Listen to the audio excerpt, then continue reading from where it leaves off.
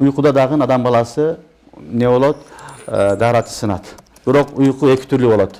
Ан-наумул хафиф ва ан-наумус сакил. Жеңил уйку, оор уйку. Уйку балдар өзү финафсихи гайры нақиси бузу. Бу дараты сындырбайт. Бирок бунда не бар? Шубха бар, шек бар. Адам уктаганда өзүн контрол кыла албай калат. Жел бирдеке чыгып кетиши мүмкүн. Ошон үчүн муну каймакам кылганбыз дагы тарасынат дегенбиз. Ошон үчүн уйкуну экине бөлөбүз. Жеңил уйку, оор уйку. Эгер жеңил уйку болсо, аны менен тарасынбайт балдар.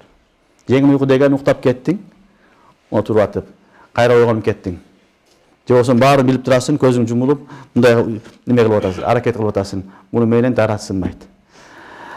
Сахил уйку, баягы оор уйкуда тарасынат. Бирок оор уйку деген не дегени? Экөөнүн ортосундагы айырма кайсы? Кайсынысы жеңил уйку, кайсынысы оор уйку? Ушул жерге келгенде фукахалар икhtилaf кылган. Ханафилер бунун айырмасын айтат. Адам баласы бирдекеге сөөнүп уктаган болсо, ошо десе алып койсоңдар уктай берсе, демек бунун уйкусу катуу уйку. Бунун таратысынды дейт. Ала койсоң, ошол заматта ойгонуп кетсе, бунун уйкусу жеңил уйку. Анда тарасынбайт. Түшүнүңөрбү? Наум некен эки түрлүү болот. Жеңил жана оор. Жеңил уйку менен эч качан не болбойт? Тарасынбайт. Оор уйкуда бирдекеге сөйөнгөн болсоң, ошону тарта койсо, жыгылып калсаң, анда таратың сынат. Эгер жыгылбасаң, өзүң контрол кылып турсаң, тарат сынбайт. Ошондой эле отуруп уктасаң, жан башын жерге коюп, көчүгүн коюп отурасың. Аны менен дагы тарасынбайт. Же болбосо рүкү абалында уктап калдың, саждада уктап калдың, аны менен дагы тарасынбайт. Бирок фукахалар айтат, саждада эркектердин саждасы болсо, ошондо тарасынбайт дейт.